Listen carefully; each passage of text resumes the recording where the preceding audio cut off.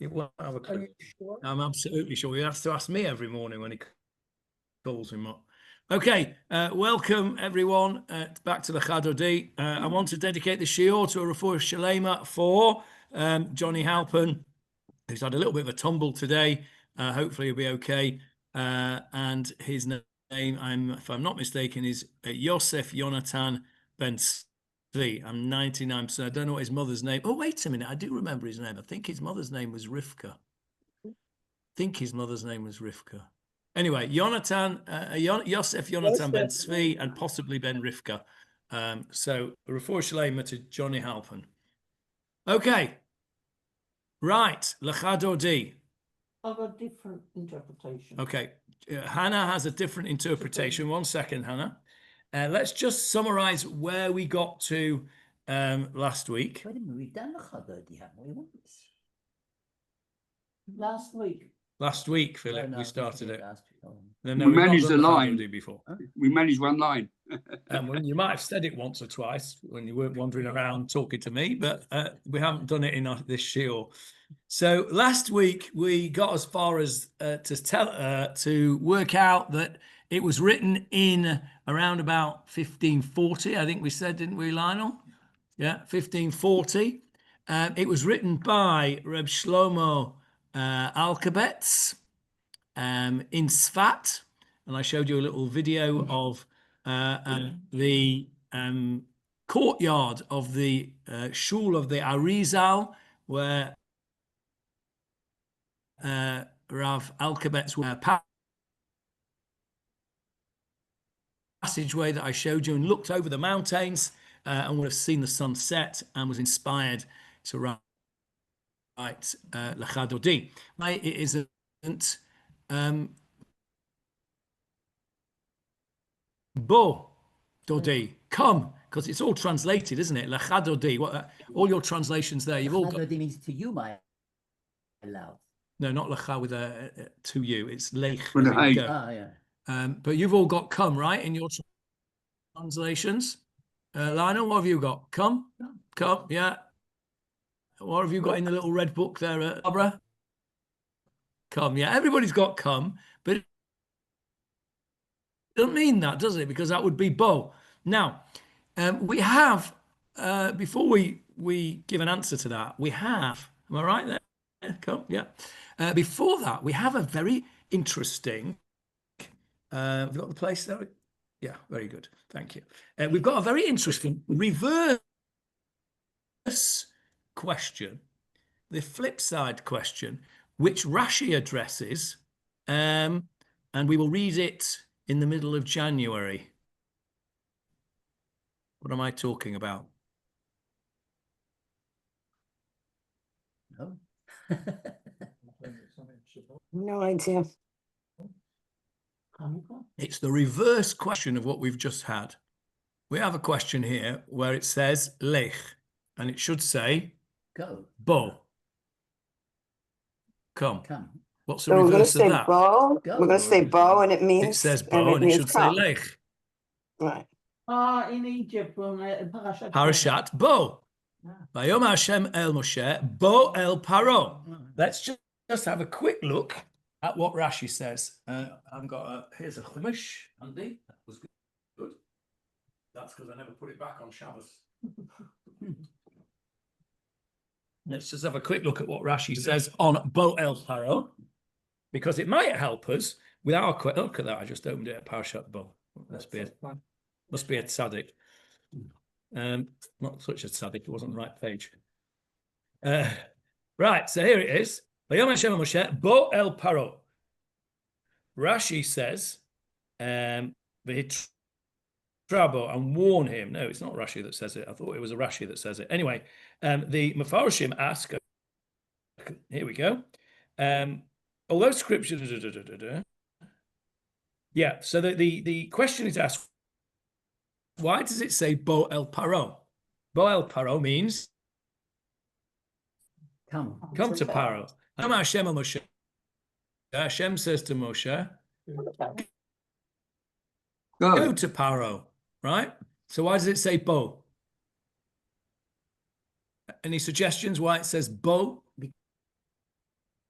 Because Paro is a pharaoh, is a king, and So so that's why, even though he's going to him, in actual fact, he's coming into, even though he's an inimical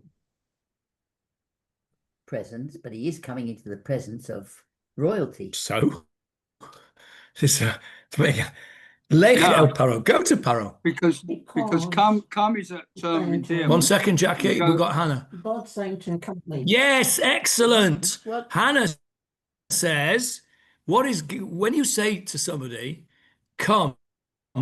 What's the implication? If I say to you, Barbara, come to the shops, what does I'm going as in well? partnership.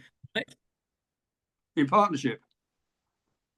So here in our pasuk here, Boel Paro, come to Paro, Vayom Hashem el Moshe. Hashem says to Moshe that you come with me. I'll be with you the whole time. Remember, as you quite rightly say, Philip, it must have been a pretty, scary experience to go and stand before Paro, especially for Moshe, who the last time he saw him, he was running away from him after he'd killed the Egyptian. So HaKadosh Baruch Hu says, Bo el Paro, come to Paro, meaning I shall be there Come with with you. you. I think it's a beautiful idea. Now, does that help us with understanding our question of why it doesn't say, come and greet the Shabbat bride? Go on, Anna. Okay, turn it Yeah, on. hang on a second. You have to speak loudly so that we can hear it on the recording. Turn it on its head a little bit. You start Kiddush with Ve'echulu Hashamayim Ba'aretz, Right? and the shoresh of Kaf Lamed often refers to the end. I had a lot of fun. Vayachal means Vayachulu means they were finished. Vayach- Now they disappeared. But there's places where I'll think of Vayachulu is good enough. It means we finished. Now, if you take it to mean the end, the conclusion, then you can interpret the pasuk as saying, "Go, my love, towards the conclusion." Pnei Shabbat Nekabbalah. The essence also Pnei can be from Pnimi, which is also Panim in the Inside. essence, the essence Pnei Shabbat Nekabbalah. We will accept, and I'm saying that we read in Bereshit that the Shabbat is basically the pinnacle of creation. God blesses the Shabbat. He doesn't bless anything else. Afterwards, he blesses Israel. That is the pinnacle of creation. So it's go, my love, towards the end, the katala, towards the pinnacle. Pnei Shabbat, the essence of Shabbat, we will receive. Nice idea that the word kala is connected to the word vayachulu. Vayachulu hashamayim va'aretz, and the heavens and the earth were completed, and then we had Shabbat. That is the end of the sixth day of creation, isn't it? Vayachulu hashamayim va'aretz. Then you don't have to do grammatical tricks. And so, well, you've still got the lecha, which is it. But we've explained the hey as Jackie's explanation, which is it's a poetic version of the word lech. Okay, so I like the idea of the kala being connected to vayachulu because it's the same letters. Very nice idea. I've never read that anyway. Did you make that up? Excellent. Look at that. Chidushei Poleg. Can I write that in Chidushei Poleg, everyone, do you think? Right. Somebody, Hannah, you're going to have to remind me. Please write me a WhatsApp after the Shiur with that in, and I will add it to my notes for my upcoming book in a million years' time called Chidushei Poleg. Right. Excellent. So let's just go back to our Bo El Paro and see if that helps us understand why this is not Bo Dodi. It's Lecha Dodi. Go, my love, towards the Kala, and then we'll accept. We will accept the Shabbat together. Nekabala, which is in first person plural. We. That's the nun. Nekabla. We will accept. Okay. I'm wondering whether. I think we spoke about this last week, didn't we? About the way a kala is has a veil covered, bedecked in English. Okay, we spoke about last week that the Ashkenazi way of doing it is to for the chatan to go to where the kala is sitting, do the veiling, and then go back to the chuppah. Whereas the Sephardi way, which has been adopted by a lot of people here in Israel, is you meet her on the way, as it were. Which is a very, very lovely way of doing it. It's personally, I think it enhances it, but it's beautiful.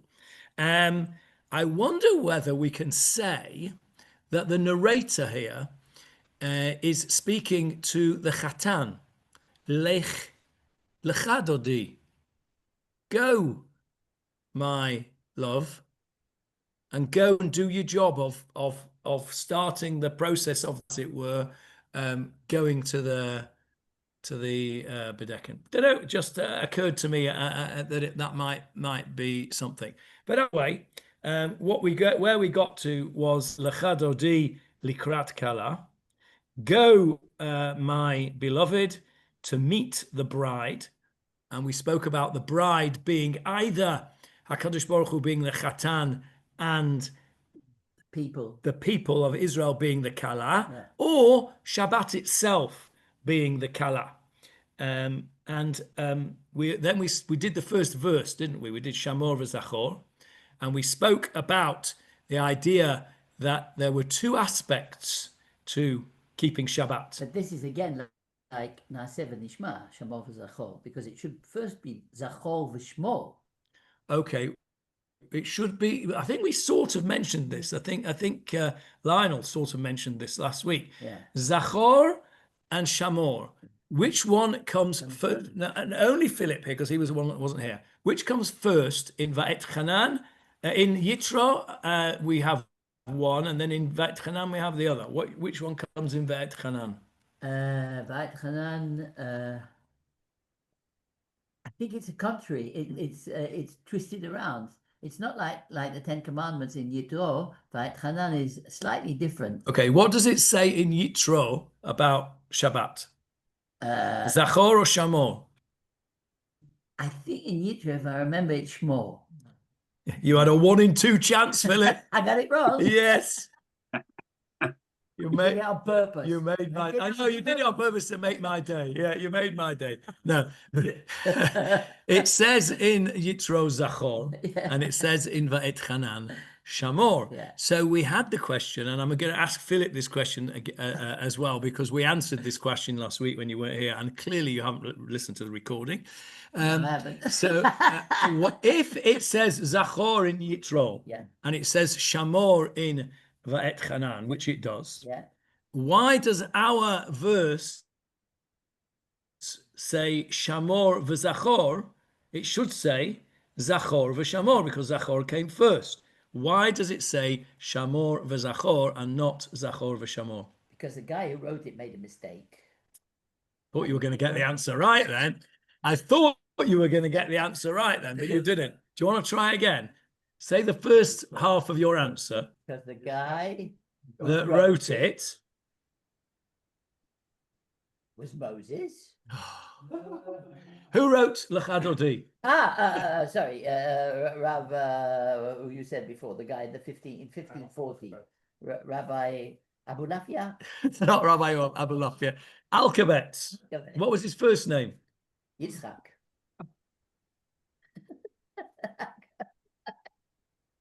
Okay, his name was Shlomo. Sorry. And if you have a look at the acrostic, you'll have a look at the first letter, Philip, of each verse. Oh, yes. You will see Shin Lamed Mem Yeah. Hey, Shlomo HaLevi. Yes. Now, if he'd written Zachor v'Shamor, it would be Zalmo, not Shlomo. It would have been Zalman, right? He would have had to have had a nun instead of the hay. Philip, Makes sense of this note about it, because I can't. There we are. Talmud, and just looking, just for the record, we're looking at My grandfather's Paul's grandfather's Siddur, which is a fabulous thing. It's called, look at the lovely book here, everyone. It says in the front of it, the daily prayers comprehending the order of service for every day in the year, according to the custom of the German and Polish Jews, with a new translation by the Reverend P.A. Mendes. And that is dated 1917. And the bit that Paul has pointed out is the poet here compares the Sabbath to a bride bringing joy and happiness to Israel, to whom she has been united by the Eternal. Talmud treatise Mechilta, Shamor v'Zachor b'dibur echad ne'emru. Observe and remember were expressed in one word. Yeah, that's what we spoke about last week, Paul. That the Mechilta there, that must be where it's from. I wasn't aware where it was from, but there's a famous Chazal v'Zachor or Zachor v'Shamor simultaneously. Okay, and remember we spoke about that. You can't do it. You can't say two words at once. A human being can't do that. Only a Kodesh Baruch Hu could do that. And Shamor Zachor or Zachor v'Shamor was said simultaneously, and they make a big fuss about that. And I think we spoke about this last week a little bit, but it's worthwhile repeating for those that weren't here.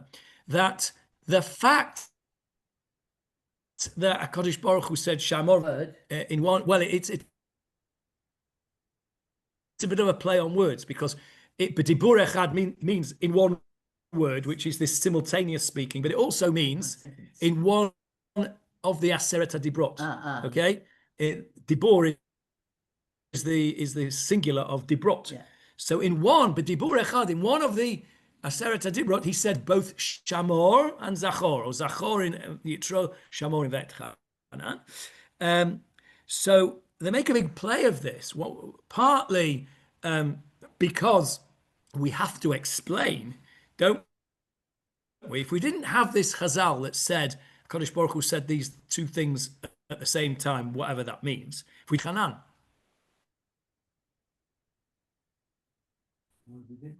Why is Kodesh Baruch? Why is Moshe repeating the Aseret HaDibrot unfaithfully, right?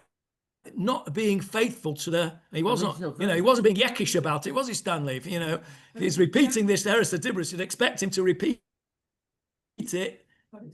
No, it's not. The Sefer Dvarim's full of it. But you'd expect, at least in the Aseret HaDibrot, you'd expect, Barbara, that Moshe would inverted commas, get it right? No, they're not word for word. That's true. But this is the biggest glaring difference. Now, the other differences are more in style rather than content.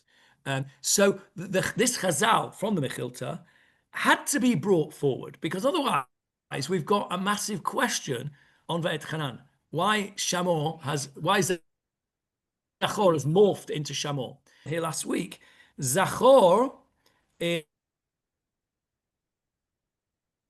is to remember, right? Those are the positive commandments of Shabbat. What are the positive commandments of Shabbat, Stanley? What do we have to do on Shabbat positively?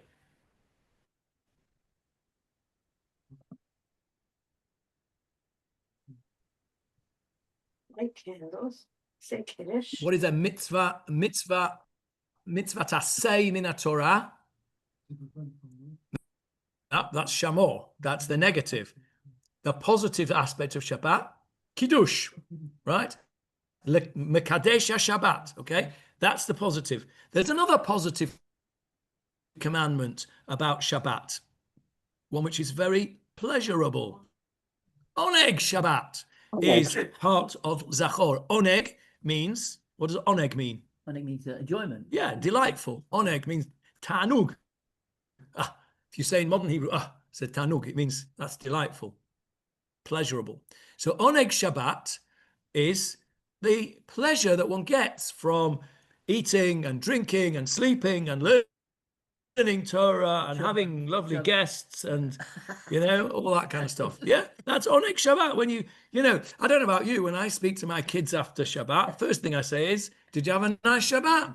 Right? And they say, yeah, I had a lovely Shabbat. That's oneg Shabbat.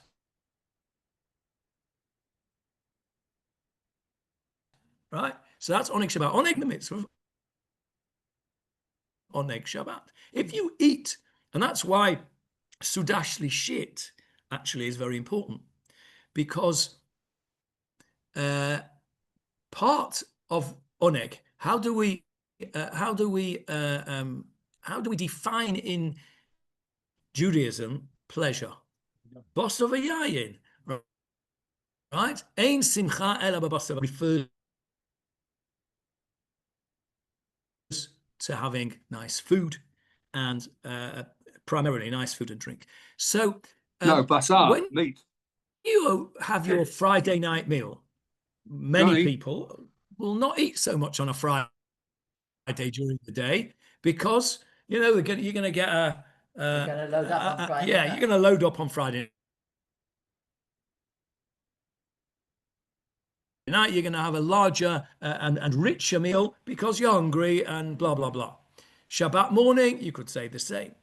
By the time they come to Sudash Lishit, certainly in the winter anyway, most people are still, ungestoppt Digesting. from lunch or even from Friday night, and actually, it's quite tricky to eat a third meal. When you eat that third meal, you are demonstrating that you are doing that just for Oneg Shabbat, because you don't really want it.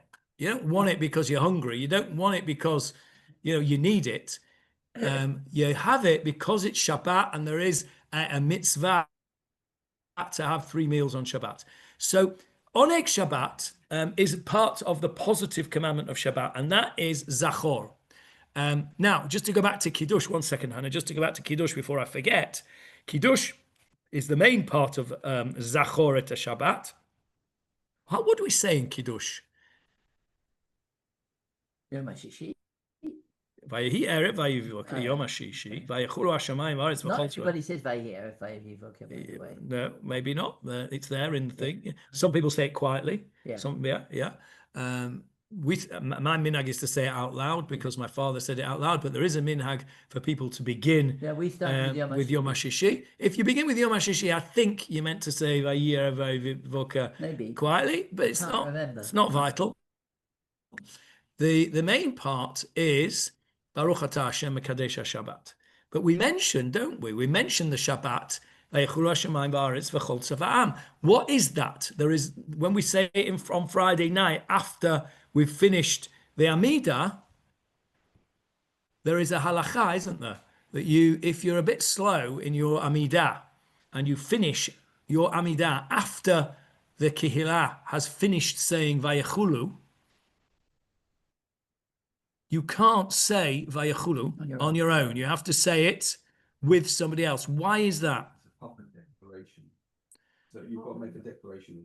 It is a public declaration. Go on, a bit more than that. Or What is it?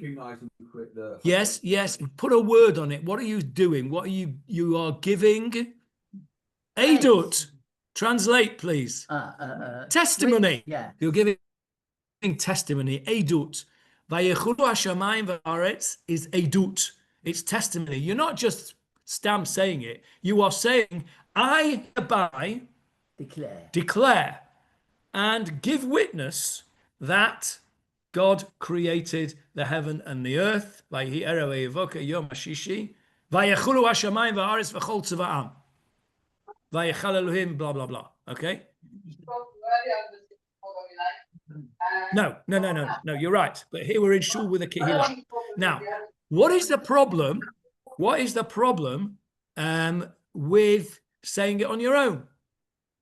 If you're late on, why do you have to say it with somebody?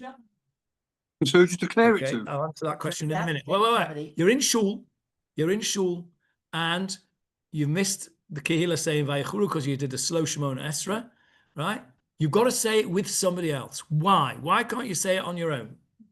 Because you're making a Why declaration. not? Why can't you be a witness on your own? No, you could say you could. Okay, that's not an answer because I could. If I'm the one, I could say, "Hey, Leslie, listen to this." He stood in front of me. I could tap him on the shoulder and say, "Leslie, listen to this." But I have to tap him on the shoulder and say, "Leslie, say it with me." You need two aidim to have Chuppah. kosher testimony. What happens in a court of Jewish law if you only have one witness? The trial is adjourned. The testimony is invalid. It's not acceptable. Now, you cannot say Vayichulu Hashemayim as testimony, and then somebody says, "Oh, that's not valid." How could you do that? It's as if you're saying Vayichulu Hashemayim Haaretz is not valid, so you can't say it on your own. Johnny, you need to. Better not to say it. But Yes, Johnny, why don't they say need- it in shul here, for instance? we do. We sing it. Yeah, but no, you don't make kiddush here in shul. No. It's not to do with Kiddush. We're talking about Vayichulu after this one. After Yes, the, yes, Johnny. I know. Now, somebody asked me, "What if you Johnny. daven at home?" Johnny. Okay, one second, Jackie. If you daven at home, then what? You don't say it for that reason. For exactly that reason, Barbara. You don't say it. Oh, that's good. That is the idea. Yes, Jackie. One second, if Jackie. If you have a bride under a chuppah, you must have two aidim. Well, that's what I said. Yeah, you have to have two aidim for a chuppah. That is true. Any testimony that you give, the chuppah is a legal transaction. So is the ketubah. That's why you have to have two aidim on a ketubah. So you can't have one aid because one aid is invalid. And not just is it invalid, you're saying something about a Kodesh Baruch Hu creating the world, and that's invalid. Well, you can't have that. So you don't say it. So Vayichulu, I don't know how we've got onto this, but Vayichulu, you have to say with two people. How did we? Shomar v'Zachor. Without anybody listening. Yeah, well, that's because it's silent. Yeah, but You're not making a declaration.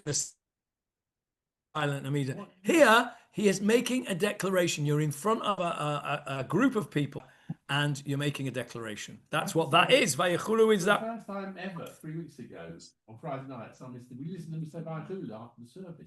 I didn't know what he was talking Right, about. that's why. I just stood there like, Right, you know. there you go. Now you'll know exactly what. Next time he says it, you'll be able to tell him why. Excellent. For those who didn't hear that, Paul said that for the first time ever, a few weeks ago, somebody asked him to say Vayichulu with him in shul, and he didn't know why, but now he does. Yes, Hannah.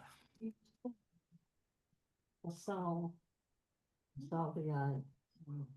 only for men. The corollary for women is beged v'tachshit, and beged v'tachshit is also why one might dress up for Shabbat. That's a nice idea. Hannah says that simcha. I was using a bit of poetic license really because oneg is not described as basar v'yayin. It's the simcha that is connected with chag rather than Shabbat. Shabbat is connected with oneg, but I think that's a bit of poetic license that I'm entitled to take. Hannah says that basar v'yayin is women have their simcha with beged v'tachshit. Don't tell them what that is. He needs a code number from me. Can you give it to him? Yet, who knows what beged and tachshit is? Clothing and jewelry. Yes, clothing and jewelry. And Hannah says a finery on Shabbat Or on the Chag. or on Chag, and I think that's probably a very fair. Saxing. Yeah, I think that's very. But yes, you can. Yeah. You can do both, no problem. Men can also wear beged and tachshit, by the way, as long as they are not big day Isha. What does the ask? Because in the singers, No, it's to keep this only Polish says policy. from further on that we don't say it with no minyan. Yes, it doesn't say. Yeah. Yeah.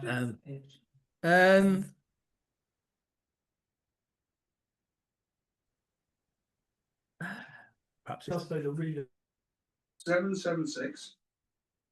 congregations. Yes, And then I agree, it then says underneath that. but does it say in Thanks, bye. for Tachanun that you don't say Hashem if you're on your own? Probably not. No, so you don't say it anyway. Yeah, that's true. Yeah, listen to this. Acharei Tefilah, Acharei Tefilat Lachash. In other words, after the silent Shemona Esra, Omrim Hashat v'Hatzibur Yachad. That's what it says here. Right. isn't it? So the implication is. The Shliach Tzibur and the Anyway, that's halacha. You don't say. Right. Okay. So that's Shamor v'Zochor, which is what we spoke about. We've done some new stuff on it, which was interesting. And Shamor v'Zochor b'dibur echad. That was the stuff about the one commandment. about the one commandment. Yes. Now, it's a shame that Ivor has just What is left that? us. What is that commandment? Shemor Hello.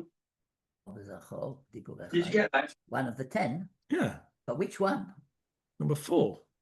Zachor et Yom HaShabbat lekadasho. Okay, yeah. Which one did you think it was? Oh, I hang thought it on. might have been Kabeda is Avicha Vesemech. Why would you think that? It's a very important. It's a very important commandment. Absolutely, Sorry. yes, but nothing to do with what we're talking about. Okay, so Zachor v'Shamor. Human beings cannot say 2 words at once, but God can. I know what I was going to say. Yes. So we sort of mentioned this last week, but I just want to emphasize it again. The idea of Shamor v'Zachor b'dibur echad. I said they had to bring that in because it's an explanation of why Ve'et Chanan is different to Yitro. But on the back of that, what we spoke about very briefly last week is, and I think it's worth repeating, that there are 2 elements of Shabbat. Zachor, as we've just said, is the positive things, the oneg Shabbat, the kiddush, all the nice things that we do. Shamor is the negative commandment. So I won't say the negative aspects of Shabbat, the don'ts. Right, the 39 malachot, etc. And so the fact that HaKadosh Baruch Hu said Shamor v'Zachor b'dibur echad at the same time is our it implies to us, and we can understand that the 2 aspects are of equal importance, because there are some people who will say, and this is very common, have kiddush, have a lovely meal, and they've done the Zachor, right? They've done the kiddush, they've done the oneg, and then they put the telly on to watch the 10 o'clock news. Why are you laughing? I used to do that in my house when I was a kid. Yeah. And thank you. I dare say, there would be others who would have had a similar experience. That's what we used to do when we were kids. But no, it wasn't on a time switch. No, it wasn't on a time switch. Once I got a little bit older and a little bit more knowledgeable about what was going on, Dad didn't. I didn't put it on. He put it on, but we did sort of change over the years, and certainly in England was very common that we did the Zachor. The Shamor was not quite as good as it might have been. We never went in the car on Shabbos, right? Everyone has, and certainly at that time had their own way. There were other people go to shul in the morning on a Shabbos, and then go to the footy in the afternoon. I never did that. What? Take your pick was on Friday night. You're right. Yeah. So, we've all been there. Well, maybe not all, but some of us have been there. So there are those, on the other hand, Watch Flemish television. there are those, on the other hand, who are very careful about the shamor, right? And not so fussy about the zachor. You know, it's all a bit miserable. You can't do this, you can't do that, you can't do the other, right? Where's the oneg? Where's the zachor? So shamor v'zachor b'dibur echad, homiletically, is to tell us that Shabbat is actually a whole package. You're not really allowed to pick and choose whether you want to do the shamor or the zachor without the shamor, or the shamor without the zachor. It's a whole package. And as you learn more and as you appreciate Shabbat more, then that becomes hopefully your experience. So that was shamor v'zachor, right? I think that we've. Anybody got anything else on shamor v'zachor before we go on to the next verse? Anybody got anything more on shamor v'zachor? Okay, let's go on to the next verse. Okay, the next verse reads as follows: Likrat Shabbat. Likrat Shabbat. At the approach of Shabbat. Oh, hang on, Rodney's got his hand up. Yes, Rodney. Rodney, do you want to say something, or is that a mistake? Looks like it might be a mistake. Okay, Likrat Shabbat. Let's read the whole phrase together, because it's poetic. It's the other way around. Likrat Shabbat lechu v'neilcha. Translate. At the approach of Shabbat, go and let's go. Okay, that's a literal translation. Yeah, let's have a more poetic translate. Come on. I want to hear Paul's 1917 version, please. At the approach of Shabbat. Gosh, what's Paul's? So much. One more. That's not the right word. Not the right name. In one expression. No, that's the Dibur Echad. In my one, it's got, Okay, come, let us eat. come, let us go forth to meet the Shabbos. Okay, so Paul's 1917 version says, come and let us proceed to meet the Sabbath. For it is the source of blessing appointed of old, even at the creation. For it is the source of blessing appointed of old, even at the creation. That is 1917 version. Though last in execution, it was the first in design. Okay. My In one's execution, even it was more the first in complicated. design. Okay, one second.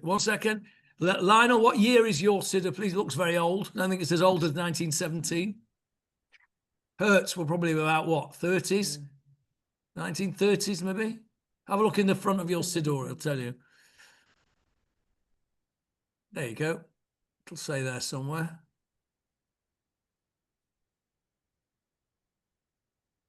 Usually at the bottom of the page.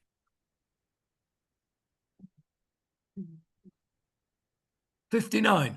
A very good year. That was the year I was born. Right. Okay. What does it say in the 1959 version?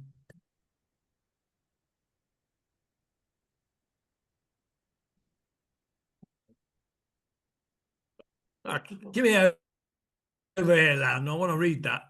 That sounds very flowery. I've got an 1890 edition. Johnny, You've got an 1890, have you, Jackie? come, let us go forth to meet the Sabbath, for she is the source of all our blessings. At the very beginning, from of old, she was ordained. She was the last in production, first in thought. Okay. That comes from 1998. Right, I'm going to say, we're going to 1959 version here. Sabbath to welcome thee, joyous we haste, fountain of blessing from ever thou wast.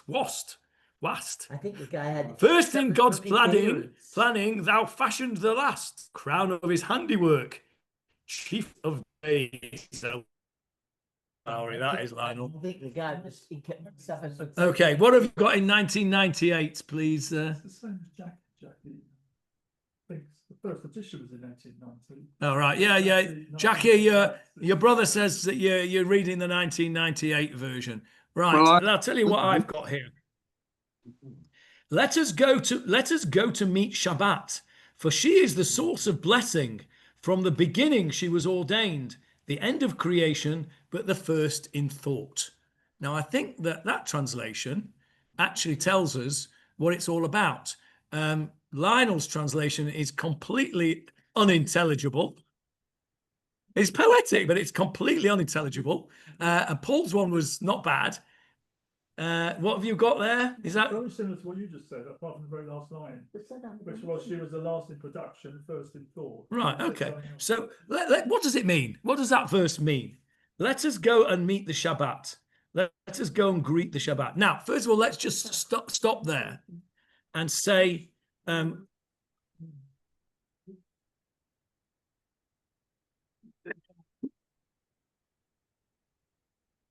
let us go to meet the Shabbat. Who is talking and where are they? They're in Sfat, and who is talking? the Kabbalist. Rabbi Alkabetz is saying to all his co-congregants, right, let us go and meet the Shabbat. Now, where is this Shabbat? In the fields. In which direction? East. West. You can guarantee if there's a 1 in, well, you had a 1 in 4 chance there, Philip. Towards Oh, yeah, Jerusalem. But yeah. Yeah. You would have been Towards- right if you'd have been in the southern hemisphere. Towards Jerusalem. Yeah, in the west, and because the sun is setting in the west, and as the sun sets, we spoke about it briefly last week. As the sun sets, the Shabbat arrives. Now, unlike in the secular clock and calendar, where 1 second to midnight is Friday and 1 second after midnight is Shabbat, it doesn't work that way in Jewish thought and law, does it? Because No. Vayehi Erev, Vayehi Voker, Yom never says that. Yom Shini. Doesn't. Where does it say Vayehi Voker Yom Rishon? Doesn't. What does it actually say? Yom Echad. Yeah, Correct. yeah. Correct. So Vayehi Erev Voker means that the day begins with nightfall. Okay. When is nightfall? Lionel's got the answer. We don't know where nightfall is. That's the answer, is we don't know. We only know when it is definitely night, and we only know when it is definitely day. And there is a gap there. It's definitely day before sunset, which is called in Hebrew Shkia. Okay? Before Shkia, before sunset, it's definitely day. So on Friday, before the sun has set, There's 18 minutes.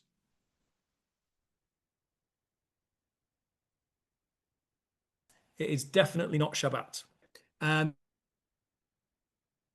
So after there are 3 periods in between those 2 time periods, between Shkia and Seita Kochavim, in this There's part of the 18 world, minutes. it's about 35. The north in the northern hemisphere, so where I come from in England, it's about just over an hour and a couple of minutes. And when you get to Norway, and it's never, Shabbos comes in March and goes out in November, right? Because it never goes dark. People do. Okay, that's another question. So you've got this time period, and what's it called in Hebrew? That time period, Bein Hashmashot, literally between the suns. Shemesh is sun. So it's in English we would call it twilight, right? We'd call it twilight. Now in Jewish law, that is Safek Yom, the Safek Laila. It's a doubtful day and doubtful night. We don't know what it is. Now, 18 minutes. that is known as Erev, not you. Why is it called Erev? What's the root of the word Erev? To guarantee. Not to Erev. guarantee. Arava. To mix. Correct. To Arbev. mix. Arbev. Arbev, to mix. Where's the word's gone out of my head? When you are learning for your smicha, right, one of the most important and difficult, not the most difficult, but one of the most difficult sections is called taruvot, mixtures. And it's one of the most important because it's the one that you get asked the most shilas on. It means the mixtures of meat and milk. Taruvot is meat and milk. That's the sort of nickname, if you like, for the halachot of meat and milk, about mixtures. And why is Erev called, why is that called Erev? Because it's a mixture of day and night. Yeah. Isn't that brilliant that the word Erev comes from that? Yes, Hannah. It's also a time it's called Ben Hashmashot. It's also called Ben Arbaim. No. Ben Ha'arbaim is before. Ben Ha'arbaim is before Ben Hashmashot. How do I know that? When do you have to bring your Korban Pesach? Yeah. Before the Shkia. And what does the Torah tell you about your Korban Pesach? You have to bring it B'yom Arba Asar Yom Lachodesh Bein Ha'arbaim. Bein Ha'arbaim is before Shkia. Okay. Okay, so Bein Ha'arbaim is before Shkia. What we would call afternoon. Okay, we would call it afternoon. Like the Erev Boker. And that one is definite and one is not definite. So if you were writing it, what would you write? You would write Vayehi Laila Vayehi Yom, right? And then we wouldn't have Bein Hashmashot. The very fact that it says Vayehi Erev is what gives us Bein Hashmashot, because we don't know what Erev is. We don't exactly know what it is. So you're right. Why? Because that's what HaKadosh Baruch Hu wrote. I never wrote it. I'm just the reader. Okay. So Vayehi Erev, it's that mixture. Okay. How did we get to that? Okay. We got to that by Likrat Shabbat, to meet the, right, in the plural. It's the plural of lech. Yeah. Is lechu, go v'neilcha. And let's go. And let's go, or and we will go. So you're talking to two different. Why? groups of Yeah. people.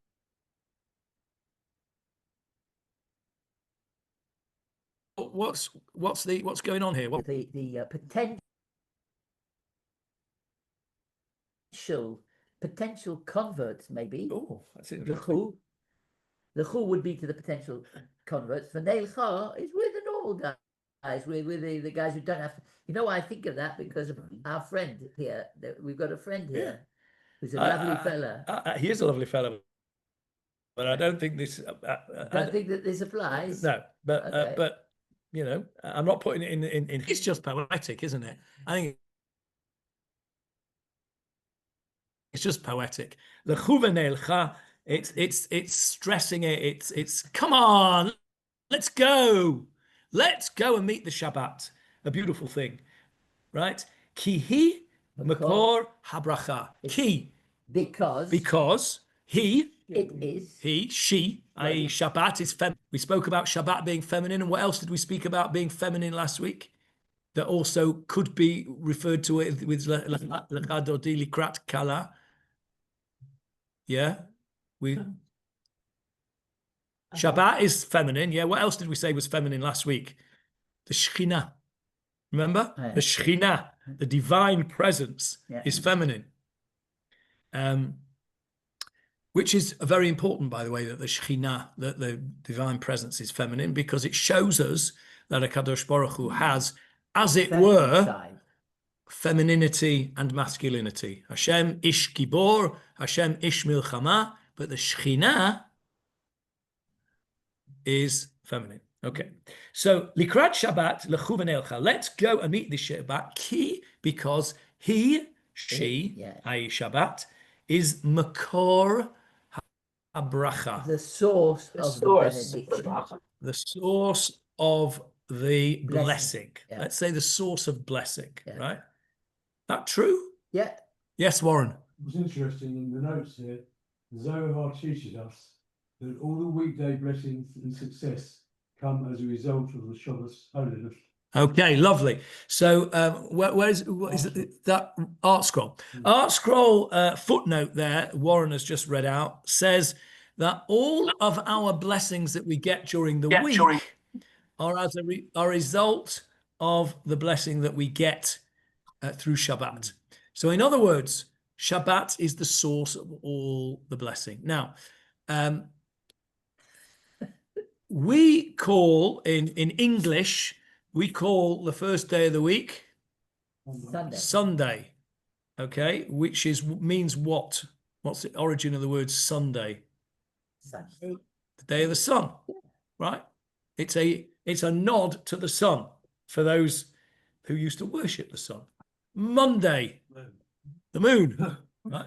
Tuesday, Mars. Mardi is in French, yeah, okay, etc. The week in English are related to gods with a small g. What do we call Sunday? Yom Rishon, right? When we talk about Yom Rishon, what do we say after? Well, if you're Ashkenaz, you say after Aleinu, and if you are davening Nusach Sfard, you say it before Aleinu. Hayom Yom Rishon b'Shabbat. Hayom Yom Sheni b'Shabbat. Right. In other words, the days are counting up towards Shabbat. Shabbat is mentioned on every single day for the reason that Warren just read out, because everything revolves around Shabbat. But it does, doesn't it? Right? 1 second, Hannah. It does, doesn't it? I think I may have told you this before, that when I was a student, I lived with this very, very lovely family who I didn't realize were so lovely at the time because I was so horrible in Hendon. And I used to make fun of them because they used to time everything around the Jewish calendar. You know, they would say, we're going to wherever we're going 2 weeks before Purim. Right? And I used to make fun of them. And I used to come home and I used to say to my parents and my friends, they're weirdos, these folk. Why don't they just say February? If they mean February, why don't they just say February? Right? And I didn't get it at all. You know, they'd say, oh, we're going on holiday a week after Pesach. Right? But, you know, as you get older and more mature and less horrible and less teenage, you realize actually that is how life is as a Jew. Everything revolves around the Jewish calendar. Around the year, everything revolves around the Chagim, and around the week, everything revolves around Shabbat. Right? It really does.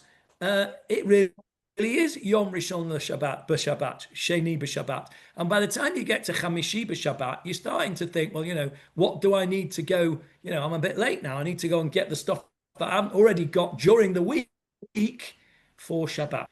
Jeff looks after our purchases here for Shabbat, for the Sudah Shlishit. It's on his mind from Sunday. When am I going to go and get the stuff, right?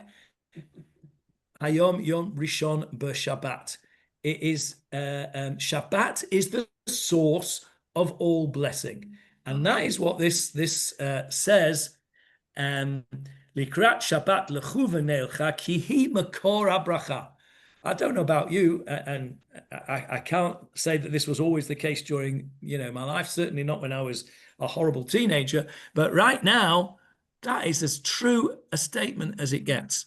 That Shabbat is the source of the bracha of our lives. Right? Imagine what our lives would be like if we didn't have Shabbat.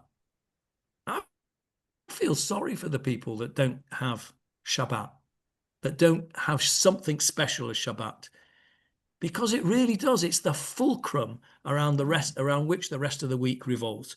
So I think that to say ki hi makor habracha, we should all be able to relate to that. Yes, Hannah.